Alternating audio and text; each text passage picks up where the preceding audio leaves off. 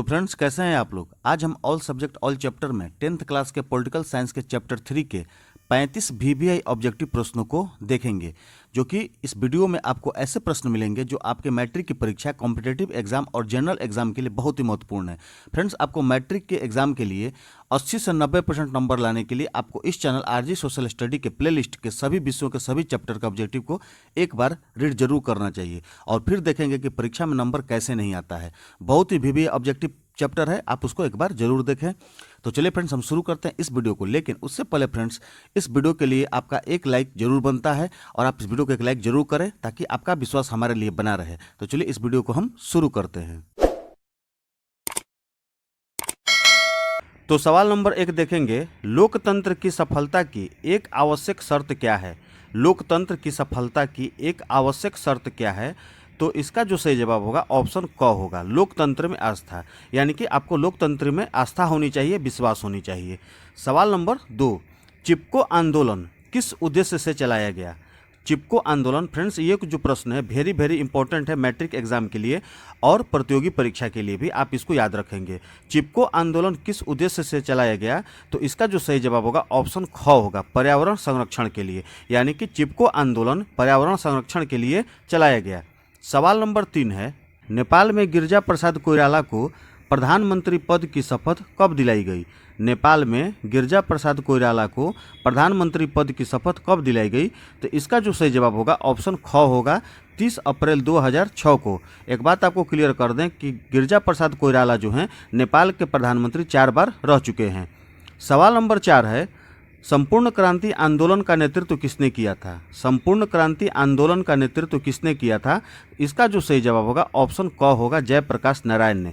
यानी कि संपूर्ण क्रांति आंदोलन का नेतृत्व जयप्रकाश नारायण ने किया था। सवाल नंबर 5, मिशेल बैसेले चिली की राष्ट्रपति कब निर्वाचित हुई। मिशेल बैसेले चिली की राष्ट्रपति कब निर्वाचित हुई। इसका जो सही जवाब होगा ऑप्शन ग होगा, 2006 में।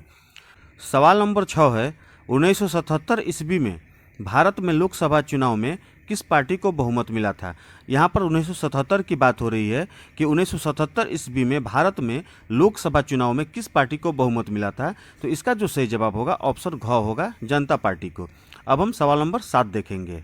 सवाल नंबर 7 है, चिपको आंदोलन की शुरुआत किस राज्य से हुई। चिपको आंदोलन की शुरुआत किस राज्य से हुई। फ्रेंड्स, ये जो प्रश्न है VBI है मैट्रिक एग्जाम के लिए, आप इसको याद रखेंगे। चिपको आंदोलन की शुरुआत किस राज्य से हुई। तो इसका जो सही जवाब होगा ऑप्शन ख होगा, उत्तराखंड से। सवाल नंबर 8 है, किस प्रदेश के दलितों के सामाजिक आर्थिक बदलावों से दलित पैंथर संबंधित है। यानी कि कौन सा ऐसा प्रदेश है जिससे दलितों के सामाजिक आर्थिक बदलाव के लिए दलित पैंथर्स संबंधित है। इसका जो सही जवाब होगा ऑप्शन क होगा, महाराष्ट्र के। सवाल नंबर 9 है, महाराष्ट्र में दलित युवाओं ने दलित पैंथर्स नामक संगठन कब बनाया। महाराष्ट्र में दलित युवाओं ने दलित पैंथर्स नामक संगठन कब बनाया। तो इसका जो सही जवाब होगा ऑप्शन ग होगा, 1972 ईस्वी में। यानी कि 1972 ईस्वी में महाराष्ट्र में दलित युवाओं ने दलित पैंथर्स नामक संगठन बनाया। चलिए अब हम सवाल नंबर 10 देखते हैं। बेल्जियम के किस शहर के स्कूलों में फ्रेंच बोलने पर रोक लगा दी गई है।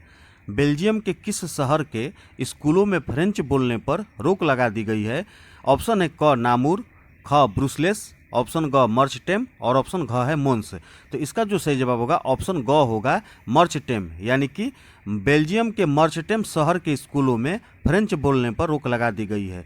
सवाल नंबर 11 है, ताड़ी विरोधी आंदोलन में नेल्लौर में कितने गांवों की महिलाओं ने भाग लिया। यानी कि ताड़ी का विरोध करने वाला जो आंदोलन था, तो उस नेल्लौर में कितने गांवों की महिलाओं ने भाग लिया। तो इसका जो सही जवाब होगा ऑप्शन क होगा, लगभग 5000 गांवों ने। आप इसको याद रखेंगे। सवाल नंबर 12 है, ताड़ी विरोधी आंदोलन में व्यापक पैमाने पर किस प्रदेश की महिलाओं ने भाग लिया। ताड़ी विरोधी आंदोलन में व्यापक पैमाने यानी कि बड़ी संख्या में किस प्रदेश की महिलाओं ने भाग लिया। तो इसका जो सही जवाब होगा ऑप्शन घ होगा, आंध्र प्रदेश। सवाल नंबर 13 है, नर्मदा घाटी परियोजना किससे संबंधित है। नर्मदा घाटी परियोजना किससे संबंधित है। इसका सही जवाब होगा ऑप्शन ख, जल से। सवाल नंबर 14 है, भारत में जयप्रकाश नारायण के नेतृत्व में संपूर्ण क्रांति आंदोलन कब चलाया गया। भारत में जयप्रकाश नारायण के नेतृत्व में संपूर्ण क्रांति आंदोलन कब चलाया गया? इसका सही जवाब होगा ऑप्शन घ 1974 ईस्वी में। यानी कि 1974 ईस्वी में भारत में जयप्रकाश नारायण के नेतृत्व में संपूर्ण क्रांति आंदोलन चलाया गया। सवाल नंबर 15 है, राजीव गांधी लौंगेवाल समझौता कब हुआ? राजीव गांधी लौंगेवाल समझौता कब हुआ?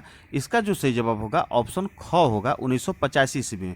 फ्रेंड्स, एक बात आप लोगों को हम बताते चलें कि इस चैनल यानी कि आरजी सोशल स्टडी चैनल पर आपको प्लेलिस्ट में सभी चैप्टर के ऑब्जेक्टिव उपलब्ध हैं। आप प्लेलिस्ट में चैनल को क्लिक करके जा सकते हैं और वहां से सभी विषय का ऑब्जेक्टिव आप वहां पे देख सकते हैं। और ज़रूरी भी है, ताकि मैट्रिक एग्जाम अब आप लोगों का नज़दीक धीरे धीरे आ रहा है, इसलिए आप इसकी तैयारी करना शुरू कर दीजिए।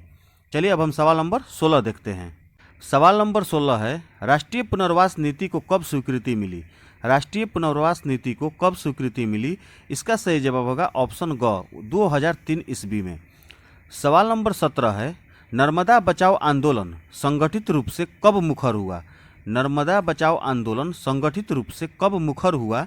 इसका सही जवाब होगा ऑप्शन ख होगा 1988 से 1989 ईस्वी में। सवाल नंबर 18 है, भारत में पहली बार गैर कांग्रेसी सरकार कब बनी थी? भारत में पहली बार गैर कांग्रेसी सरकार कब बनी थी? इसका सही जवाब होगा ऑप्शन क 1977 ईस्वी में। सवाल नंबर 19 है, भारत में पहली गैर कांग्रेसी सरकार का नेतृत्व किसने किया था? भारत में पहली गैर कांग्रेसी सरकार का नेतृत्व किसने किया था? ऑप्शन ए क चौधरी चरण सिंह ने, ऑप्शन ख मोरारजी देसाई ने, ऑप्शन ग जगजीवन राम ने, ऑप्शन घ चंद्रशेखर ने। इसका सही जवाब होगा ऑप्शन ख होगा मोरारजी देसाई ने। सवाल नंबर 20 है, भारतीय राष्ट्रीय कांग्रेस की स्थापना कब हुई? भारतीय राष्ट्रीय कांग्रेस की स्थापना कब हुई? इसका सही जवाब होगा ऑप्शन घ 1885 ईस्वी में। सवाल नंबर अब हम 21 देखेंगे। सवाल नंबर 21 है, भारतीय जनता पार्टी का चुनाव चिन्ह क्या है? भारतीय जनता पार्टी यानी कि बीजेपी का चुनाव चिन्ह क्या है? इसका सही जवाब होगा ऑप्शन क कमल का फूल। सवाल नंबर 22 देखेंगे अब हम। बहुजन समाज पार्टी के संस्थापक कौन थे? बहुजन समाज पार्टी के संस्थापक कौन थे? इसका सही जवाब होगा ऑप्शन क कांसीराम। सवाल नंबर 23 देखेंगे। सवाल नंबर 23 है, भारत में कौन सी दलीय व्यवस्था है? भारत में कौन सी दलीय व्यवस्था है, यानी कि कितने प्रकार के दल की यहाँ पर व्यवस्था है, यानी कि चुनाव लड़ सकते हैं या अपनी पार्टी बना सकते हैं? इसका सही जवाब होगा ऑप्शन घ बहुदलीय। सवाल नंबर 24 है, भारतीय जनता पार्टी का मुख्य प्रेरक सिद्धांत क्या है?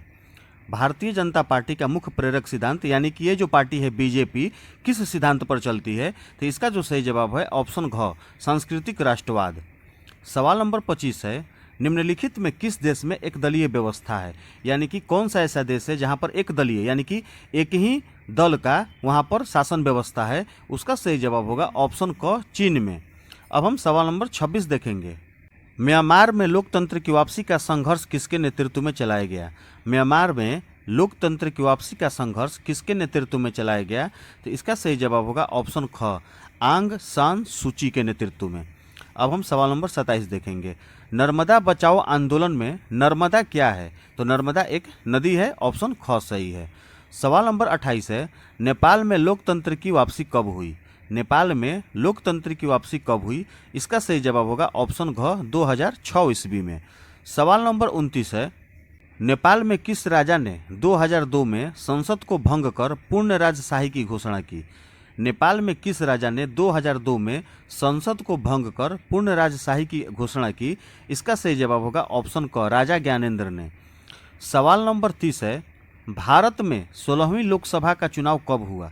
भारत में 16वीं लोकसभा का चुनाव कब हुआ? इसका सही जवाब होगा ऑप्शन घ 2014 ईस्वी में। सवाल नंबर 31 देखेंगे हम। निम्नलिखित में से कौन भारतीय किसान यूनियन के प्रमुख नेता थे? यानी कि जो चार ऑप्शन दिया हुआ है, मोरारजी देसाई, जयप्रकाश नारायण, महेंद्र सिंह टिकैत और चौधरी चरण सिंह, यानी कि इन चारों लोगों में से भारतीय किसान यूनियन के प्रमुख नेता कौन थे? इसका सही जवाब होगा ऑप्शन ग महेंद्र सिंह टिकैत। यानी कि महेंद्र सिंह टिकैत जो थे भारतीय किसान यूनियन के प्रमुख नेता थे। सवाल नंबर 32 है, ताड़ी विरोधी आंदोलन निम्नलिखित में से किस प्रांत यानी किस राज्य से शुरू किया गया? तो इसका जो सही जवाब होगा ऑप्शन ग होगा आंध्र प्रदेश। सवाल नंबर 33 है, नर्मदा घाटी परियोजना किन राज्यों से संबंधित है? नर्मदा घाटी परियोजना किन राज्यों से संबंधित है? तो इसका जो सही जवाब होगा ऑप्शन घ होगा, गुजरात, महाराष्ट्र और मध्य प्रदेश। यानी कि नर्मदा घाटी परियोजना गुजरात, महाराष्ट्र और मध्य प्रदेश राज्यों से संबंधित है। सवाल नंबर 34 है, सूचना के अधिकार आंदोलन की शुरुआत कहाँ से हुई? सूचना के अधिकार आंदोलन की शुरुआत यानी कि राइट टू इन्फॉर्मेशन के स्टार्ट यानी कि शुरुआत कहाँ से हुई? तो इसका सही जवाब होगा ऑप्शन क, राजस्थान। फ्रेंड्स, ये क्वेश्चन जो है, प्रश्न जो है VVI है बोर्ड एग्जाम के लिए और प्रतियोगी परीक्षा के लिए भी, और ये VVI ये भी है नंबर 33। चलिए अब हम सवाल नंबर 35 देखते हैं। सवाल नंबर 35 है, सूचना का अधिकार संबंधी कानून कब बना? सूचना का अधिकार संबंधी कानून कब बना? तो इसका जो सही जवाब होगा ऑप्शन ख होगा, 2005 ईस्वी में।